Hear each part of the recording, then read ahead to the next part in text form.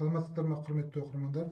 Мен Әбілқайыр Амангелді Ибраимұлы, Сапи Өтебаев атындағы Атырау мұнай және газ университетінің қауымдастырылған профессорымын.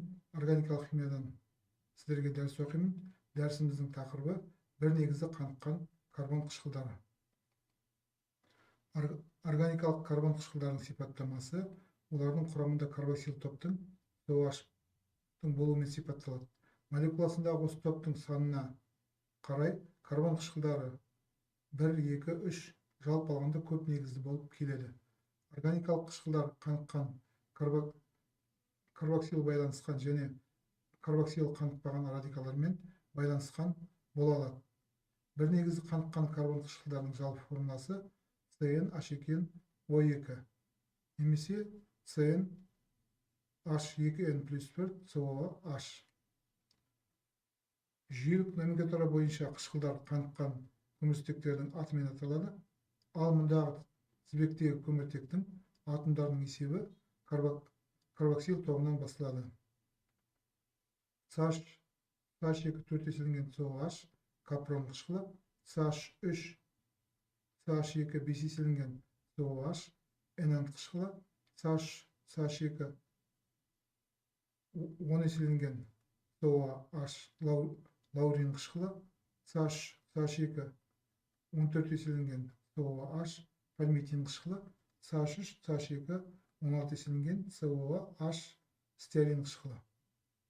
Суретте пальмитин қышқылының молекуласының моделі көрсетілген. Алу әдістеріне тоқталайық. Қышқылдарды алудың жалпы бірнеше әдістері бар. Олардың біразы бұрын қарастырылған болатын. Біріншілік спектерді тотықтыру және алдегидтерді тотықтыру. Металлорганикалық қосылыстар арқылы да алуға болады. Мысалы, метил литийді көмірқышқыл газымен қосқан кезде сірке қышқылының литий тұзы алынады. Оған тұз қышқылын қосқан кезде сірке қышқыл және литий хлориді бөлініп шығады. Галоген алкилдер мен цианды калийдің әрекеттесуінен түзілетін нитрилдердің гидролизі немесе сауындануы. Өнеркәсіпте қышқылдарды төмендегі әдістермен алады. Парафинді көміртектерін катализатор қолданып немесе қолданбайды жоғары температурада ауамен немесе техникалық оттекпен тотықтыру. Жеңіл көміртектер көміртек атом саны 8-ге дейін көбінесе күшті қысымда бу фазасында тотығады. Ал ауыр көміртектер парафиндер мысалы С16 H24-тен С30 H62-ге дейін. Қышқылдар С10 H20O2, С20 H40O2 алу үшін көбінесе сұйық фазада тотықтырылады. Тотығу процесі 1 атмосфералық қысымда немесе 400 градус Цельсийде 130-200 атмосфералық қысымда жүргізіледі. Катализаторлар ретінде металдар, олардың тұздары және тотықтары қолданылады. Катализатор қолданып жазық тізбекті майлы қышқылдарды алғанда тотығу температурасы 130-150 градус Цельсийге дейін төмендетіледі. Көмірсутектер тотыққанда әдетте көміртек атомдарының саны әрқилы қышқылдардың қоспасы түзіледі. Оксосинтез екі вариантта қолданылады. Оксосинтез арқылы алдегидтер алынады да оларды тиісті қышқылдарға тотықтырады. Келесісі катализатордың никельдің тетракарбонилі, фосфор қышқыл және тағы басқа қатынасында 300-400 градус Цельсий температурада және 200-500 атмосфералық қысымда олефиндерді көміртектің тотығымен және судың буымен әрекеттестіріп қалыпты және изоқұрылысты қышқылдар алынады. Мысалы, пропиленді иіс газымен және су қосқан кезде негізгі бағытта бұл бутан қышқылы алынады, ал қосымша бағытта изомай қышқылы алынады. Физикалық қасиеттер. Көміртек атомдары 3-ке дейінгі жеңіл қышқылдар өзіндік өткір иісті сұйық заттар, олар сумен кез келген мөлшерде араласады. Көміртек атомдары 4-тен 9-ға дейінгі қышқылдардың көпшілігі жағымсыз иісті май тәрізді сұйық заттар молекулалық салмақтарының артуынан олардың суда ерігіштігі күшті кемей береді. 10 және оннан да артық көміртектің атомы бар қышқылдар суда ерімейтін қатты заттар. Құмырсқа қышқылының және сірке қышқылының тығыздықтары бірден артық, қалғандарынікі бірден кем. Қышқылдардың қайнау температуралары молекулалық салмақ өскен сайын арта береді.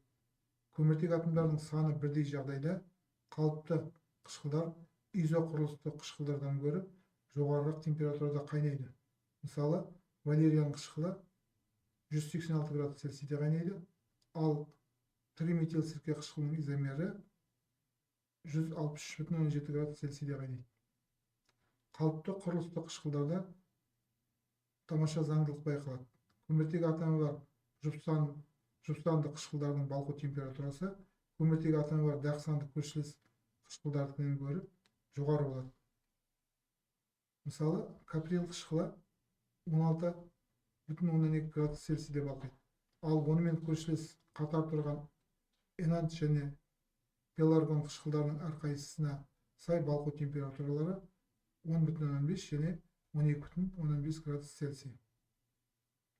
Олай болу себебі метил тобы мен карбоксил тобының кеңістікте өзара әр түрде орналасуынан жұп қатардағы қышқылдарда ол топтар молекуланың өзінің екі жағына, ал дақ қышқылдарда оның бір жағына орналасқан. Оны қарастырған мысалдар үшін схема түрінде төмендегідей көрсетуге болады. Мынау энант қышқылы, одан кейін каприл қышқылы, ал мына төменде тұрған ол пеларгон қышқылы. Көміртек атомдарының саны бірдей қышқылдар мен спирттердің қайнау температураларын салыстыратын болсақ, спирттерге қарағанда қышқылдардың едәуір жоғары температурада қайнайтындығы байқалады. Мысалы, сірке қышқылының қайнау температурасы 118,5 градус Цельсий, ал этил спиртінікі 78,3 градус Цельсий. Оны қышқыл молекулаларының көбірек ассоциацияланғандығымен түсіндіруге болады. Кейбір қышқылдардың молекулалық салмақтары мен оларының тығыздығы дәлел болады. Тәжірибемен анықталған осы көрсеткіштер 2 есе көп болып шығады. Химиялық қасиеттеріне тоқталайық. Карбон қышқылдарының қышқылдық қасиеттері айқын байқалады.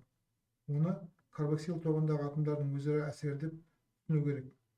Карбоксил тобындағы электрондық тығыздығы электрофилдігі күштірек атом оттекке қарай ығыстырылған. Сондықтан да оттек пен сутектің арасындағы байланыс әлсіреп, сутек ионының бөлінуі жеңілдейді. Органикалық қышқылдар металдармен, олардың оксидтері, яғни тотықтармен және гидроксидтермен әрекеттесіп, тұз түзуге қабілетті келеді. Мысалы, сірке қышқылы натрий гидроксидімен әрекеттескен кезде натрий ацетаты және су бөлініп шығады. Органикалық қышқылдарға фосфордың галогендерімен әсер етсе, қышқылдардың галоген ангидриттері түзіледі. Мұнда да спирттегі тәрізді гидроксил галогенге алмасады. Сондай-ақ органикалық қышқылды хлорлы тианинмен әрекеттестірсе, қышқылдардың хлор ангидриттерін алуға болады. Қышқылдардың ангидриттері қышқылдардың тұздарымен галоген ангидриттерімен әрекеттесу нәтижесінде түзіледі. Қышқылдардың амидтері галоген ангидриттер қышқылдардың ангидриттері арқылы немесе қышқылдардың аммоний тұздарынан алынады. Осы тұздарды құрғақ айдағанда су бөлініп шығып, қышқылдардың амидтері түзіледі. Карбон қышқылдарының өзіне тән өзгешеліктері де бар. Мысалы, бұлар минерал қышқылдар қатынасында спирттермен әрекеттесіп, күрделі эфирлер түзгіш келеді. Яғни эфир түзу реакциясы, бұны этерификация реакциясы деп атаймыз. Жеке өкілдеріне тоқталайық. Құмырсқа қышқылы өткір иісті сұйық зат, қайнау температурасы 100,8 градус Цельсий, сумен азотроп қоспа түседі. Қоспада 77,5% қышқыл болады. 107 градус Цельсийде қайнайды. Теріге тисе күйдіріп жібереді. Онымен демалса тыныс жолдарын тітіркендіреді. Техникада құмырсқа қышқылын аздап ылғалданған күйдіргіш натр арқылы көміртектің тотығын жібергенде түзілетін өзінің натрий тұзынан алады. Сірке қышқылы плюс 16,16 градус Цельсийде кристалды массаға айналып, мұз тәріздес болып қатады. Сондықтан ондай қышқылда сірке мұз қышқылы деп атайды. Қышқылдың өзіне тән өткір иісі бар, сумен кез келген мөлшерде араласады. Қалыпты қысымда 118,5 градус Цельсийде ыдырамастан қайнайды. Өнеркәсіп мөлшерде әртүрлі әдістермен алынады. Олар бұрын қарастырылған болатын. Сірке альдегиді арқылы ацетиленген. Екінші әдіс бұл қаныққан көміртектерді тотықтырып алады, ал үшінші әдіс спирттерді тотықтырады.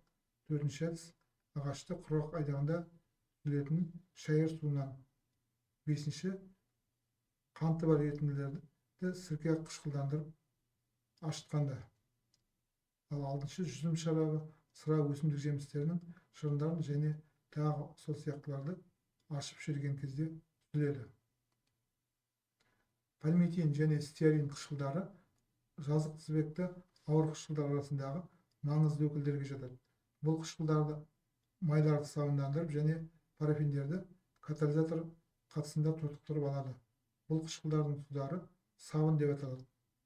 Сабын дегеніміз құрамында 10-нан 18-ге дейін атомы бар жазық тізбекті қышқылдардың сілтілік металдардың тұздары. Ол тұздардың суда еруге бөгет болатын ұзын көміртек тізбегі бар. Ол тізбек еруге көмектесетін карбоксилат ионымен байланысқан. Сондықтан олар, яғни осы тұздар беттік ылғалдандырғыш эмульсиялағыш заттар. Егер сілтілік металл тұздарының көміртек тізбегіндегі көміртек атомының саны 10-нан кем болса, сабын майды эмульсияландыра алмайды. Тізбектегі көміртек атом 18-ден көп болса, тұз суда коллоид диетінде түзе алмайды. Дәрісті назар қойып тыңдағандарыңызға рахмет.